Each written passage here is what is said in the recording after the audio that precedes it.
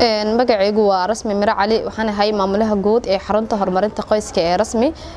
xaruntan waxaa loo aasaasay baahiyo jira awgeed gabdhaheena Soomaaliyeed inay ka faa'iideystaan sida cunno karinta cilaansaarka iyo qurxinta wajiga maadaama aan aragnay baahiyo fara badan ee gabdhaheena Soomaaliyeed u qabaan goobo aysan jirin goobo ay uga faa'iideystaan xirfadahaas baahida ugu badan ee aan u aasaasnay waa inta gabdho badan oo aad u jecel oo daneynaya way ka faa'iideysteen kuwana hadda waxaan rajeynayaa inay ka faa'iideysan doonaan fursadan qaaliga ay bixinaysa xarunta horumarinta qoyska ee Rasmi koorsooyin badanna way socdaan kuwana hadda waa bilowna galaasyadii sidii loogu talagalay bay u socdaan markaan inta imaanin ka hor xarunta horumarinta qoyska ma aqoonin make-upka meel laga maro iyo sida loo marsado laakiin marka imaad xarunta horumarinta qoyska ee Rasmi waxaa la ii baray sida oo gabdhaha isku qurxiyaan sida make-upka iyo noocyadiisa kala duwan waxaa kaloo ka bartaa cunno karinta koorsooyinka aan bixino waa sida cilaansaarka cunno karinta iyo make-upka koorsooyinka intaba 6 bilood ay baxaan tiiba muddo 2 bilood ay baxdaa sida cilaansaarka oo kale 2 bilood oo ardayga ku qaadan karaa ama ku baran karaa make-upka oo kale waa qurxinta wajiga 2 bilood oo ku baran karaa sida aan iraahday cilaansaarka oo kale muddo 2 bilood isku soo wada duubo oo wax isku noqonaya muddo 6 bilood 6daas bilood ardayga ku soo saarnaa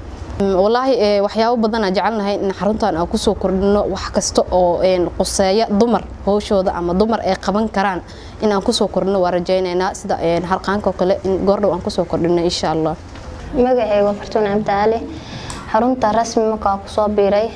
wax badan aan ka faa'iideystay sida make-upka hadii marsan oo kale aan marsaday cilaansaarka cunto karista waxyaalo badan aan ka bartay alxamdulillah haddana ku sii rajo weyn aan ku sii barto maya cid naga gacan siisa hadii ahaan lahayd hay'adaha kale ama cid kale oo shakhsiyaad kale oo gacan nagu siisa in xaruntan aan furno ma jirto kaliya anaga aan isku tagnay fikrad aan anaga isku darsanay oo maadaama aan aragno baahi aad u fara badan in gabdhaha ay u qabaan in jecel yihiin inay wax bartaan bulsho wax baratay ay raahdo gabar wax baratay waa bulsho wax baratay saas darteed anagoo baranay wixii naqaano oo isku tagnay baan isreen xaruntan asaasa saas darteed aanu asaasa xaruntan ilaa haddana wax garab nagu sii ama qolooyin kale ma jiraan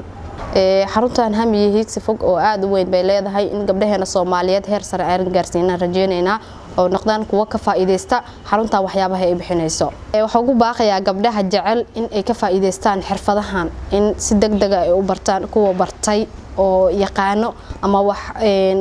u bilaaban yahay kale in waxyaabaha ay barteen inay guryaha la fadhinin ee gabdhaha walaalahooda ee jecel inay wax bartaan ugu faa'iideeyaan